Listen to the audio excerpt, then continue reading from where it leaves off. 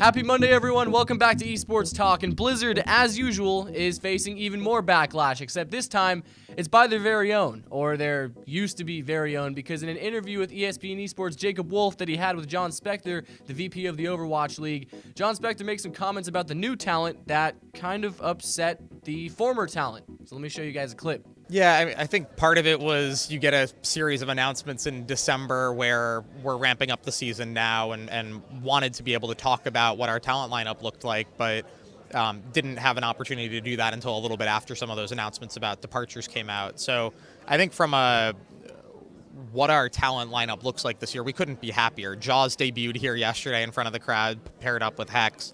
They seem to be doing great together. I thought their first cast was amazing. ZP and Jake did a great job yesterday in Dallas, as did Sideshow and Bren. So we feel really good about the lineup we've put together. I think you're right that if you look at who's casting now, particularly pulling up folks like ZP who have been doing this for years in Overwatch specifically, bringing Jake and Custa onto the show, bringing Reinforce back onto the show. These are all people who live and breathe Overwatch. We have a complicated game, right? It's something I know you guys talk about a lot, and the more that we can pull former professionals, people who live and breathe this game, I think the better we're going to do in terms of what our show looks like and the ability to explain something that's really complicated to our fans. Jon says that they wanted talent who live and breathe this game, which I think is a totally acceptable thing to say, but it kind of has implications that the former talent did not live and breathe the game, you know, which you could totally say for some of them. I think you could make that argument for some of the former talent. However, you got people like Monte Cristo, Doa, Chris Puckett, you know, people who were there pretty much from the start of the Overwatch League and are a huge reason as to why it is where it is today, and a lot of that former talent had something to say back to Jon Spector. Semler got the train going by saying, people who live and breathe this game means people who specialized in our game that we can lowball thanks to our monopolistic hold on the scene and or their dependence on us for visas, which marks another person saying that Blizzard lowballed them, with Malik Forte being another one, and many would argue that Semler didn't even really belong in the Overwatch scene because he was a lot less knowledgeable about the game,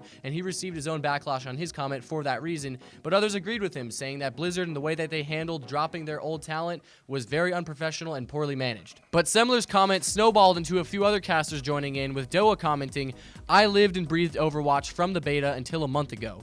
I don't know what the point of all these veiled insults towards the talent that left is. It's a bit hurtful after moving across the earth and putting 3 years of my life into this project. And then after Doa's tweet, Monte Cristo joined in and he said, I can say that Doa and I began speaking with Blizzard before the game Overwatch was even released, and we have always been incredibly passionate about this title. I spent years of my life grinding tape, visiting team houses, producing my own content, and casting Overwatch from Apex Season 1. And what OWL is doing right now is attempting to cover up their own poor management and decisions at the expense of people who put everything they had into the league.